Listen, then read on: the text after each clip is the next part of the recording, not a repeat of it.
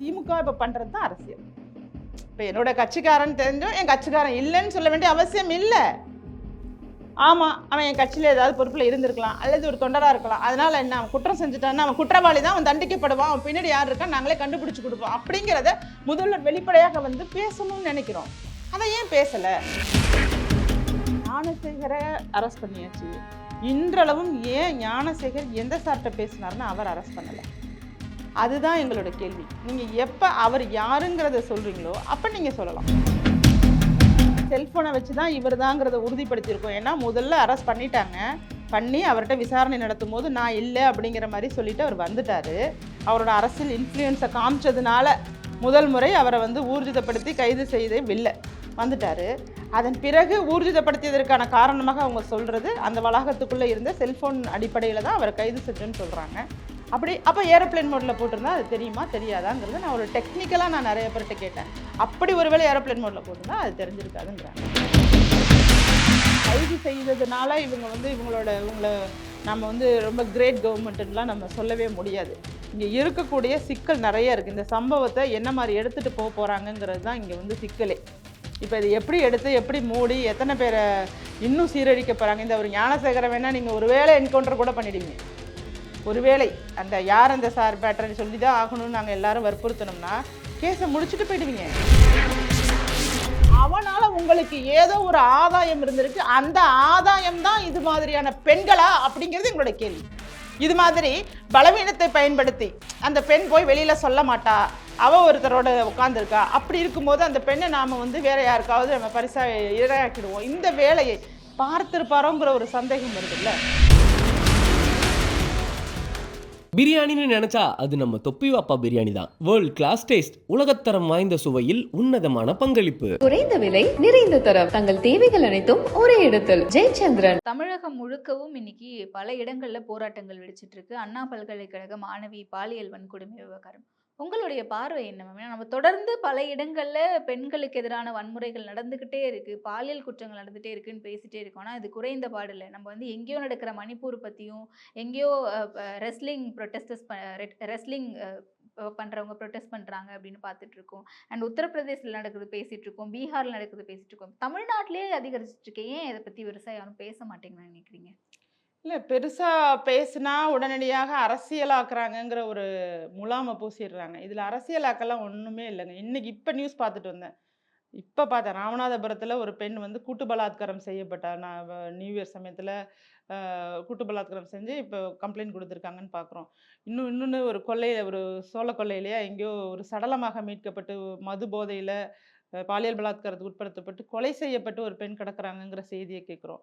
எல்லாவற்றையும் விட மிக கொடுமையான ஒன்று, ஒரு பல்கலைக்கழக வளாகத்துக்குள்ள ஒரு பொண்ணு வந்து இது மாதிரி சீரழிக்கப்பட்டிருக்கா அப்படிங்கிற விஷயம் வந்து நம்ம கேள்விப்பட்டு ரொம்ப பயந்து போய் நடுங்கி போய் இனிமேல் பெண்கள் எப்படித்தான் இங்கே வந்து நடமாடுறது, படிக்க போகிறதா அல்லது படிக்க போகாமல் வீட்டிலேயே எல்லாருமே வந்து தொலைதூர கல்வியை நோக்கி நகரணுமா, அல்லது பழைய காலம் மாதிரி வீட்டுக்குள்ளேயே பூட்டிக்கிட்டு இருக்கக்கூடிய ஒரு நிலை உருவாகுவதற்கு தான் இந்த சமுதாயம் ஒரு இந்த மாதிரியான சம்பவங்களை எல்லாம் நடந்துட்டு இருக்குன்னா ஏன் நடக்குதுங்கிற இடத்துக்கு நம்ம போகணும். நிறைய பேர் வந்து ஏன் நடக்குது அப்படிங்கிற இடத்த நம்ம உற்று பார்த்தோம்னா இந்த இடம் ஒரு மோசமான இடமா இருக்கு.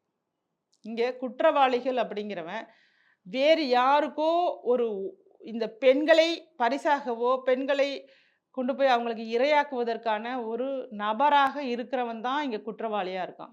இங்கே கண்டுபிடிக்கப்பட்ட குற்றவாளி குற்றத்திலேருந்து தப்பித்துக் கொள்வதற்கு கூட காரணம் அதுவாக தான் இருக்குது. இன்னைக்கு நிறைய வழக்குகள் நம்ம கூட பார்த்தோம். சென்னையில் ஆகஸ்ட் 29ஆம் தேதி 2024 ஆகஸ்ட் 10 வயது சிறுமி வந்து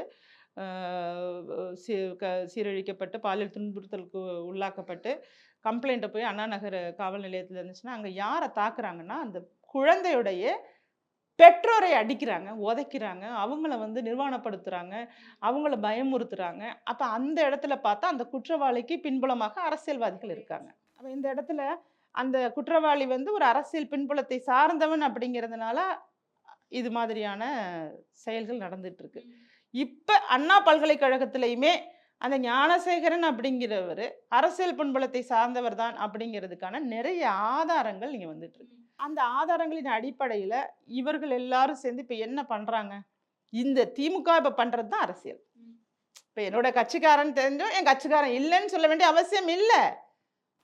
ஆமா, அவன் என் கட்சியில ஏதாவது பொறுப்புல இருந்திருக்கலாம். அல்லது ஒரு தொண்டரா இருக்கலாம். அதனால என்ன? அவன் குற்றம் செஞ்சுட்டான்னா, அவன் குற்றவாளி தான். அவன் தண்டிக்கப்படுவான். அவன் பின்னாடி யார் இருக்கான்னு நாங்களே கண்டுபிடிச்சு குடுப்போம். அப்படிங்கிறத முதல்வர் வெளிப்படையாக வந்து பேசணும்னு நெனைக்கிறோம். அத ஏன் பேசல? அத ஏன் இல்ல உதயநிதி அத அவர்கள் அத பேசல? அழுத்தி சொல்லணும்ன்ற அத ஏன் அவசியம் ஏதாவது கனிமொழி இருக்கா அவர்கள் மேம்? பேசல? இல்ல அதுதான் அத அழுத்தி சொல்லணும்னு ஏதாவது இருக்கா மேம்? செயல்லயே நாங்க காட்டிட்டோம், அரெஸ்ட் பண்ணிட்டோம். எங்க கட்சிக்காரரா இருந்தாலும் கூட, பொறுப்புகளில் இருந்தாலும் கூட, அமைச்சரோடையும் போட்டோ எடுத்துக்கிட்டு ஒன்றி செயல்பட்டாலும் கூட, அரெஸ்ட் பண்ணியிருக்கோமே இன்னைக்கு. இதுதானே திராவிட மாடல் ஆட்சி அப்படின்னு தானே நெறைய பேர் பேசுறாங்க. விவாத மேடைகள் எல்லாம் இதானே கேட்க முடியுது இல்ல நம்மளால. அரெஸ்ட் பண்ணியிருக்காங்கங்கிறது வந்துமா, நான் என்ன சொல்றேன், அரெஸ்ட் பண்ணது ஓகே. இப்போ ஒரு பெரிய விவாத பொருளா யார் அந்த சார் நடந்துட்டு இருக்குல்ல. அந்த யார் அந்த சார் தாம்மா முக்கியமானது. இவர அரெஸ்ட் பண்ணிட்டாங்க. நாளைக்கு வந்து கிருஷ்ணகிரியில நடந்தது மாதிரி அந்த 13 மாணவிகள் என்சிசி கேம்ப்ல துன்புறுத்தப்பட்டாங்கல்ல, பாலியல் துன்புறுத்தல். அப்ப என்ன அந்த சிவராமன்ங்கிற நாம் தமிழர் கட்சியை சேர்ந்த ஒருவர் சூசைட் பண்ணிக்கிட்டாரு, தற்கொலை பண்ணிக்கிட்டாரு. அவங்க அப்பாவும் தற்கொலை பண்ணிக்கிட்டாருன்னு சொல்லி வழக்கம் முடிச்சாங்கல்ல.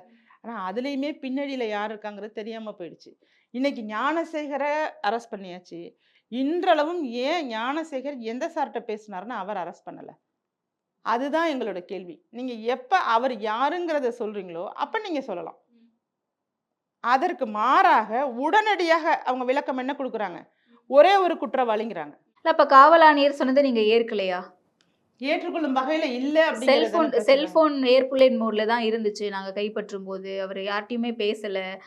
சார்ன்னு சொன்னது வந்து அந்த பெண்ண பயமுறுத்துறதுக்காக சொல்லியிருக்காரு அந்த மாணவிய அப்படின்ட்டு. அது ஏற்கிற மாதிரி சரி, இல்லையா? ஏரோப்ளேன் மோட்ல இருந்துச்சுன்னா, அவர் எந்த இடத்துல இருக்காரு அப்படிங்கிறத ஐடென்டிஃபை பண்ண முடியுமா? டெக்னாலஜில அத பண்ண முடியுமா? முடியாதாம்மா? அதற்கு முன்னால என்ன சொன்னாங்க? செல்ஃபோன வச்சு தான் இவர் தாங்கிறத உறுதிப்படுத்தியிருக்கோம். ஏன்னா, முதல்ல அரெஸ்ட் பண்ணிட்டாங்க. பண்ணி அவர்ட்ட விசாரணை நடத்தும்போது, நான் இல்ல அப்படிங்கிற மாரி சொல்லிட்டு அவர் வந்துட்டாரு. அவரோட அரசியல் இன்ஃப்ளூயன்ஸ காமிச்சதுனால, முதல் முறை அவர வந்து ஊர்ஜிதப்படுத்தி கைது செய்து வந்துட்டாரு. அதன் பிறகு ஊர்ஜிதப்படுத்தியதற்கான காரணமாக அவங்க சொல்றது, அந்த வளாகத்துக்குள்ள இருந்த செல்ஃபோன் அடிப்படையில தான் அவர கைது செஞ்சோன்னு சொல்றாங்க. அப்ப ஏரோப்ளேன் மோட்ல போட்டிருந்தா அது தெரியுமா? தெரியாதாங்கிறத நான் ஒரு டெக்னிக்கலா நான் நெறைய பேர்ட்ட கேட்டேன். அப்படி ஒருவேளை ஏரோப்ளேன் மோட்ல போட்டிருந்தா அது தெரிஞ்சிருக்காதுங்கிறாங்க. அப்ப என்ன பண்ண சொல்றீங்க? அத எப்படி நம்ப சொல்றீங்க? அப்ப அந்த இடத்துல பொய் இருக்கு. தொடர்ச்சியாகவே அந்த எஃப்ஐஆர் லீக் ஆனதுல ஆரம்பிச்சு, இந்த அரசுடைய நோக்கம் என்னவா இருந்துச்சு? அந்த பெண்ணை ஒரு குற்றவாளியாக எப்படியாவது நாம மாற்றிடுவோம். அதாவது இந்த நேரத்துல ஒரு ஆணோட அது உட்கார்ந்திருந்தது தான் தப்பு. இவன் போனது தப்பில்ல. இவன் இந்த வளாகத்துக்குள்ள போனது தப்பில்ல. இவன் சீரழிச்சது தப்பில்ல. இவ்ளோ பெரிய குற்றத்த என்ன என்ன திமிரு இருந்தா, என்ன துணிச்சல் இருந்தா, என்ன பின்புலம் இருந்தா இவனால செய்து முடித்திருக்க முடியும். இதெல்லாம் தவறில்ல. ஆனா இந்த பொண்ணு போனது தவறு. அததான் நான் கேட்கல. நீதிமன்றம் கேட்டது. இப்ப நான் கேட்கறது நான் கேட்கல. நீதிமன்றம் ஏன் அந்த பெண்ணோட அடையாளத்த வெளியில சொன்னீங்க? அப்போ ஒரு பெண்ணோட அடையாளத்த வெளியில சொல்லும்போது, இதே மாதிரி ஒரு பெண்ணோட பெயர் வெளியில வந்ததுக்கு, சென்ற ஆட்சியில கனிமொழி அவர்கள் மேடையில பேசுறாங்க.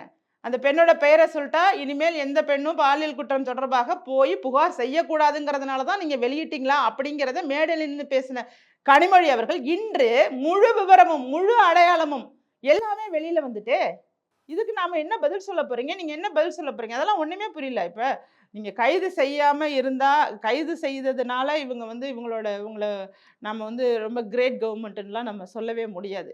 இங்க இருக்கக்கூடிய சிக்கல் நெறைய இருக்கு. இந்த சம்பவத்த என்ன மாரி எடுத்துட்டு போறாங்கங்கிறது தான் இங்க வந்து சிக்கலே.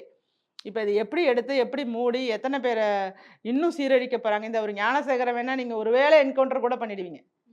ஒருவேளை அந்த யார் அந்த சார் பேட்டர்ன்னு சொல்லி தான் ஆகணும்னு நாங்க எல்லாரும் வற்புறுத்துனோம்னா, கேஸ முடிச்சுட்டு போயிடுவீங்க.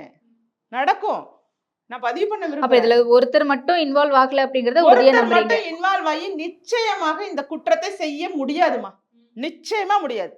வித்தவுட் பேக்ரவுண்ட் ஒரு பின்புலம் இல்லாம, ஒரு அரசியல் அதிகாரத்துல இருக்கக்கூடியவர்களுடைய பின்புலம் இல்லாம, இவ்வளவு பெரிய குற்றத்தை எவனாலும் செய்ய முடியாது. ஏதோ ஒரு வகையில அவன் சப்போர்ட் ஏற்கனவே இருந்திருக்கும். ஆள் கடத்தல் சம்பவத்துல அவன் வந்து ஈடுபட்டவனா இருக்கான். இன்னும் 20, 30 கேஸஸ் சொல்றாங்க. அவன் மேல ஏற்கனவே இருந்த கேஸஸ். அந்த ஆள் கடத்தல் வழக்குல குடும்பத்தோட இன்வால்வ் ஆயிருக்காங்க. அவங்க அம்மா, மனைவி இது மாரி ஒரு குடும்பத்தோட இன்வால்வ் ஆயிருக்கக்கூடிய ஒரு அக்யூஸ்ட்.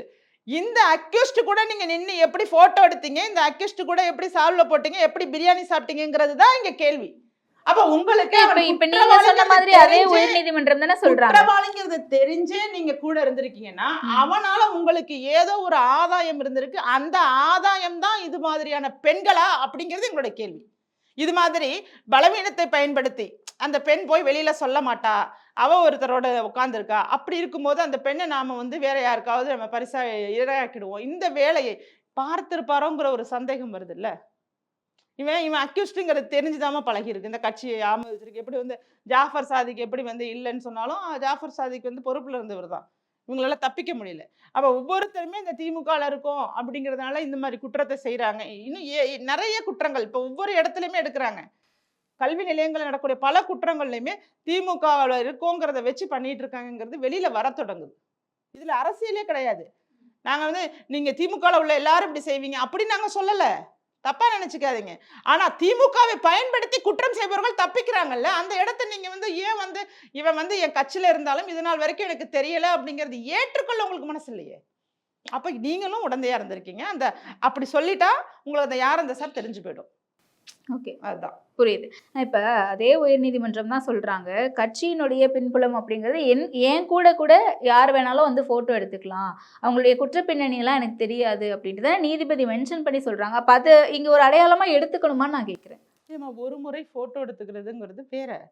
அவரு அந்த சைதாப்பேட்டையில சுப்பிரமணியம் அவர்கள் ரொம்ப பிரபலமா அந்த ஏரியாவுல களத்துல நின்னு அரசியல் பண்ணிட்டு இருக்காருல்ல. அப்படி இருக்கும்போது இவர் யாருங்கிறது தெரியாம தொடர்ச்சியாக நீங்க எதிர்க்கட்சியுடைய ஊடகத்த போய் பார்த்தீங்கன்னா, இவங்க கூட அவர் எத்தன ப்ரோகிராம்ல கலந்திருக்காரு, எத்தனை நோட்டீஸ்ல இவரோட பேர் வந்திருக்கு. இதெல்லாமே விவரமா இருக்குமா? நீங்க ஒரு முறை வந்து சால்வ போட்டுட்டு போனாங்க. ஃபோட்டோ எடுத்துட்டு போற வழிப்போக்கன் கிடையாது. உங்க கூடவே டிராவல் பண்ணியிருக்காரு. அது இன்னும் என்னென்ன நடந்திருக்கோ, அதெல்லாம் கடவுளுக்கு தான் தெரியும். உண்மையா சொல்றேன். நம்ம வந்து இத இதுக்கான எவிடன்ஸ வந்து நெறைய இருக்கு. இவ இவ இ நிகழ்ச்சி எத்தன நிகழ்ச்சியில கலந்திருக்காரு, எத்தன இடத்துல ஒரு இடத்துல சால்வ போடுறது, ஒரு இடத்துல மாலை போடுறது, ஒரு இடத்துல சாப்பிடுறது, இது மாதிரி நிறைய நிகழ்வுகள்ல திமுகவினரோட இந்த குற்றவாளி இவ்வளவு மோசமான குற்றவாளி, இது முதல் குற்றம் இல்ல. இதற்கு முன்னதாக நிறைய குற்றங்களை புரிந்த ஒரு குற்றவாளி. இன்னைக்கு செய்தித்தாள்ல கூட வந்திருக்கு. இவரு ஆள்கடத்தல் குற்றத்துல இருந்தவரு அப்படிங்கிற விவரம் வந்திருக்கு. அப்படிப்பட்டவர் கூட நீங்க ஏன் வந்து சகவாசம் வச்சுக்கிறீங்க? நீங்க கேட்டா இது மாரி ஃபோட்டோ எடுப்போம். யாரோட கூட வேணாலும் ஃபோட்டோ எடுப்போம்னா, ஃபோட்டோ ரோட்ல நின்னு எடுக்கல. உங்கள் இல்லம் தேடி, உங்களோட அலுவலகம் தேடி, உங்களது மேடையில ஏறி. அப்ப ஒரு ஏரியால உள்ளவங்கம்மா, அரசியல் கட்சியில உள்ளவங்க எல்லாருக்கும் தெரியுமா? அவங்கள தாண்டி எவன் முகமும் தெரியாம பார்த்துக்குவாங்கம்மா. அந்த இடத்துல வட்டமா இருந்தா 50 பேர் அழைச்சிட்டு போனாலும் 50 பேரும் யாருன்னு தெரியும். இந்த தெரு, இந்த தெரு, அந்த தெரு, நீயா? வா. அப்படிதான் போவாங்க. இப்ப இந்த அரசியல்ல வந்து நீங்க வந்து சும்மா ஃபோட்டோ எடுத்துக்கிட்டவங்கலாம் எங்களுக்கா? ஃபோட்டோ எடுத்துக்கிட்டவங்கலாம் எங்களுக்கான்னா, ஃபோட்டோ எடுத்துக்கிறதோட இது மாற்றம் இருக்கு. அதாவது ஒரு ஒரு ஒரு பொது இடத்துல ஒரு ரோட்ல போயிட்டு இருக்கப்ப ஒரு செல்ஃபி எடுத்துக்குவோம். அப்படின்னு எடுத்துக்கிட்டது இவரு கிடையாது. வழிப்போக்கன் கிடையாது இவரு. இவரு கட்சியில இருந்தவரு. கட்சியில ஏதோ ஒரு பொறுப்பு குடுத்துட்டா அத மறைக்கிறாங்க. அது எல்லாமே விளக்கமாக இன்னைக்கு வெட்ட வெளிச்சமாக வெளியில வந்துட்டு ஏதோ வட்ட பொறுப்போ ஏதோ ஒரு பொறுப்புல இருந்துட்டு இருக்காரு. அந்த பொறுப்புல இருக்கோங்கிற துணிச்சல் தான் இந்த தப்ப பண்ண வச்சிருக்கு. அந்த பொறுப்பு இன்னைக்கு திமுகவுடைய தொண்டருக்கே அந்த துணிச்சல் இருக்கு. நான் திமுக காரன். என்ன எதுவும் பண்ண முடியாது. அப்படிங்கிற ஒரு எண்ணம். இது இது ஏன் திமுக ஆட்சியில மட்டுமே இது மாதிரியான எண்ணம் வருதுங்கிறது தான் எங்களுக்கெல்லாம் கோவம் வருது. திமுக வந்தா ரவுடிசம், திமுக வந்தா அப்படி இருக்கும். இப்படியே சொல்றாங்கல்ல. அதுக்கு நெறைய உதாரணங்களாகவும் இதெல்லாம் அமையுது. அண்ட் இது தொடர்பா போராட்ட களத்துக்கு வந்து போராட்டம் பண்ணணும்னு நினைக்கிறவங்களுக்கு அனுமதி கொடுக்க மாட்றாங்க. அதையும் மீறி உட்கார்ந்தா கைது செய்றாங்க. இந்த போக்க எப்படி பார்க்குறீங்க? இல்ல இதற்கான போராட்டங்களுக்கு அனுமதி கொடுக்கணும். ஆக்சுவலா அனுமதி கொடுத்துட்டாங்கன்னா, இதோட வீரியம் வந்து வேற மாரி இருக்கும். அனுமதி கொடுக்காதப்ப இன்னும் கோவம் வருது. இப்ப நாமளும் போயிட்டு போராடுவோமா? ஏன்னா, இந்த போராட்டம், ஆர்ப்பாட்டம் அப்படிங்கிறது நம்மள்ட்ட ஒரு அறச்சீற்றமோ, ஒரு கோவமோ இருக்கும்போது, அதை வெளிப்படுத்துவதற்கான ஒரு இடம் தான் அது. அரசுக்கு ஒரு கண்டனத்தை தெரிவிப்பதோடு மட்டும் இல்லாம, ஒரு கவன ஈர்ப்பையும் ஏற்படுத்தி, இது போன்ற சம்பவங்கள் இனிமேல் நடக்கக்கூடாது அப்படிங்கிறதுக்காக செய்யக்கூடியது தான் ஆர்ப்பாட்டமும், போராட்டமும். இதோட நோக்கம் அதுதான். அப்ப இந்த மாதிரியான நோக்கம் இருக்கும்போது, நீங்க ஏன் ஜனநாயகத்த போட்டு அப்படியே உங்க ஜனநாயகமே இல்லாத ஒரு தன்மைய ஏன் உருவாக்குறீங்க? அனுமதி குடுத்துட்டு போங்க. எந்த போராட்டமாக இருந்தாலும் நீங்க அனுமதி கொடுத்து ஏன் அனுமதி வழங்குறதே கிடையாது. எந்த போராட்டத்துக்கும் அனுமதி கிடையாது. பயப்படுறாங்க. இது சர்வாதிகாரமா அப்படிங்கிற மாதிரி. நாம சொல்லல. அவங்களோட கூட்டணியில இருக்க கம்யூனிஸ்ட் கட்சிகளே இன்னைக்கு வெளியில வந்து சொல்ற அளவுக்கு வந்துட்டாங்க. ஏன் ஜனநாயக முறை இல்ல? ஏன் எங்கள போராட விட மாட்டீங்கன்னா, அவர்களே வெளியில வந்து சொல்ற நிலைமைக்கு வந்துட்டாங்க. அவர்களே இன்னைக்கு உங்களுடைய ஆட்சியை பற்றி பேசுவதற்கு தயாராயிட்டாங்க. நிறைய குறைகளை அவங்க வெளில வந்து பேச ஆரம்பிச்சுட்டாங்க. ஏன்னா இதுல முன்னாடிலாம் அரசியல்னு சொல்லிட்டு இருப்பாங்க. இப்ப அரசியல் கிடையாது. இப்ப சொல்றாரு கல்வித்துறையில வந்து ஏன் நீங்க 500 பள்ளிகள வந்து தனியார்ட்ட குடுக்கணும்னு சொல்றது, இது சரியானது கிடையாது. இத செய்யாதீங்கன்னு சொல்லி மார்க்சிஸ்ட் கம்யூனிஸ்ட் கட்சி சொல்லுது இப்ப. இன்னும் நிறைய அடுக்கிக்கிட்டே போகலாம். இன்னைக்கு காலையில திருமாவளவன் அவர்களும் யார் இந்த சார், இதுக்கு பின்னாடி ஒருத்தர் மட்டும் கிடையாது, பல பேர் இருக்காங்க, எல்லாரையும் கண்டுபிடிக்கணும்னு சொல்லியிருக்காங்க. ஆமா, கூட்டணி கட்சிகளே தானாக வந்து, ஏன்னா இது அவர்களுக்கு நன்றாக தெரிந்து விட்டது, இது மக்களுடைய சீரிய பிரச்சனை. இப்ப நீங்க இங்க இங்க ஒரு பெண் கூட வலசரவாக்கத்துல இந்த மாதிரியான ஒரு செயல்ல ஈடுபட்டு நிறைய பள்ளி மற்றும் கல்லூரி மாணவிகள் தவறான வழிக்கு தவறான கொண்டுட்டு போனதெல்லாம் நம்ம பார்த்தோம். அப்படி இருக்கும்போது இதை இப்படியே விட்டுட்டே போனோம்னா எங்கேயோ ஏதோ இடத்துல இது மாதிரியான பெண்கள் பாதிக்கப்பட்டுக்கிட்டே இருப்பாங்க. இந்த லிஸ்ட் கண்டினியூ ஆகிட்டே தான் இருக்கும். ஒன்று, பொருளாதாரம் இல்லாத பெண்களை நோக்கி இந்த நதியா போன்றவர்கள் நகர்ந்து அவர்களுக்கு ஆசை வார்த்தை காட்டி அவர்களை தவறான வழிக்கு இட்டு செல்வது. மற்றொன்று, காதலனோட இருக்கியா, நீ காதலனோட இருந்தால் அதை வெளியில சொல்லிடுன்னு சொல்லி பிளாக்மெயில் பண்ணி, அது காதலனோ நண்பனோ ஒரு ஆண் ஒரு அண்ணன் தங்கச்சியா இன்னைக்கு போய் 8 மணிக்கு நின்னா கூட இவனுங்க என்ன வேணாலும் செய்வானுங்க. நான் அதை சொல்ல விரும்புகிறேன். அதாவது ஒரு பொண்ணு நீதிமன்றம் சொன்னது தான், 18 வயதுக்கு மேலே ஆயிட்டுனா அந்த பெண் எங்கே எப்படி இருக்கணுங்கிறது அவள் முடிவு எடுத்துக்குவா. ஆனால் நீ போய் அவள் அங்கே இருக்காங்கிறதுக்காக நீ போய் அவரை பாலியல் தொந்தரவு கொடுக்கணும் அப்படிங்கிற இடத்த தான் நம்ம நுட்பமாக நோக்கி அதைத்தான் களைய பார்க்கணுமே தவிர, இந்த சமூகம் கட்டமைக்கப்பட்ட விதமே தவறு. ஒரு புரிதலுக்கு வாங்க. என்ன, நீங்கள் பெண்கள் எல்லாரும் இன்னைக்கு படிக்கிறாங்க, வெளியில் போகிறாங்க, வேலைக்கு போகிறாங்க, ஸ்பெஷல் கிளாஸ் இருக்கும். இன்னைக்கு 9-10 மணி வரைக்கும் பள்ளிகள்லேயே ஸ்பெஷல் கிளாஸ், 10th + 2 படிக்கிற பிள்ளைங்களுக்கு. அப்படி இருக்கும்போது கல்வி வளாகத்துக்குள்ள ஒரு 7:45 மணிங்கிறது ஒன்றும் பெரிய மணி கிடையாது. 12 மணி 1 மணி நள்ளிரவு கிடையாது அது. ஆனால் அதை நோக்கி காயை நகர்த்துறது அப்படிங்கிறது மிக மோசமான செயல். அந்த இதுலேருந்து வெளியில் வரணும். சரி, இதெல்லாம் எப்படி கண்ட்ரோல் பண்ணணும்? இன்னைக்கு சிறப்பு நீதிமன்றங்கள் இருக்குல்ல, ஃபோக்சோ நீதிமன்றங்களில் கூடங்க 16 மாவட்டத்தில் தான் இருக்குது. இன்னும் சொல்ல போனால் 2022 கிட்டத்தட்ட 13,000 சொச்சம் வழக்குகள் வந்திருக்கு, புகார் வந்திருக்கு. அந்த புகாரில் எவ்வளவுக்கு தீர்ப்பு வழங்கியிருக்காங்கன்னா 2,300 கேசஸ் தான் தீர்ப்பு. 13,000ல் 2,300 தீர்ப்பு. 9 மாதத்துக்குள்ள தீர்ப்பு சொல்லணும்னா அதில் எத்தனை பேருக்கு தண்டனை வழங்கியிருக்காங்கன்னா 524 பேருக்கு தான் தண்டனை வழங்கியிருக்காங்க. அப்போ இந்த ரேஷியோவை பாருங்க, 13,000, 2,000, 500. மொத்த புகார் 13,000, தீர்ப்பு கொடுத்தது 2,000, அதில் குற்றவாளிகள் தண்டிக்கப்பட்டது வெறும் 500. அப்போ வெறும் 500 அப்படின்னா எத்தனை சதவீதமா? அப்போ இந்த அளவுக்கு இருந்தால் எப்படி இங்கே குற்றங்களை கண்ட்ரோல் பண்ண முடியும்? அப்போ நீதி சரியாக கிடைக்கணும், தண்டனை கடுமையாக கிடைக்கணும், வேகமாக கிடைக்கணும். இந்த இடத்தை நோக்கி திமுக அரசு என்ன செஞ்சிருக்கு? ஒன்றுமே செய்யலையே. இப்போ அரசியலாக்காதீங்க. ஒரு பெண் அமைச்சர்கள் கூட அவங்க பேசும்போது என்ன சொல்கிறாங்கன்னா, நாங்கள் இது செஞ்சுருக்கோன்னு சொல்ல முடியல அவங்களால. இது ஒரு கல்வி வளாகத்துக்குள்ளே நடந்தது. நம்ம வீட்டு பெண்கள், உங்கள் வீட்டு பெண்களும் படிக்கிறாங்க. எந்த வீட்டு பெண்களும் நான் இன்னாருடைய மகள்னு சொல்லி தலையில் எழுதி ஒட்டிக்கிட்டு போகலை. அதை முதல் ஞாபகம் வச்சுக்கிங்க. இதில் அரசியலாக்குவதற்கு எதுவுமே கிடையாது. உங்களால் முடிஞ்சா அந்த பேக்ரவுண்டோட செக் பண்ணி எந்த நாய் பின்னாடி இருக்குன்னு கண்டுபிடிச்சி அவனை உலகத்துக்கு அடையாளப்படுத்துங்க. அது எவனா இருந்தாலும் பரவாயில்ல. அது உங்க கட்சியில இருந்தவனா குடும்பத்துல இருந்தவனா இருந்தா கூட, இன்க்ளூடிங் உங்க அதிகார வர்க்கத்துடைய குடும்பத்தினரா இருந்தா கூட அவனை அடையாளம் கண்டுபிடிச்சு அவனுக்கு தண்டனை வழங்கணும்னு நினைக்கிறது தான் இங்க நீதியாக இருக்கும். அதுதான் கேக்குறேன், யார் அந்த சார் அப்படின்றதுக்கான அந்த விடை கிடைக்கும்னு நினைக்கிறீங்களா? நிச்சயமா கிடைக்கணும்னு நினைக்கிறோம். ஆனா கிடைக்குமாங்கிறதுக்காக தான் இத்தனை ஆர்ப்பாட்டங்களும் போராட்டங்களும் அந்தந்த இடத்துல நம்ம வெடிச்சுக்கிட்டு இருக்கோம்.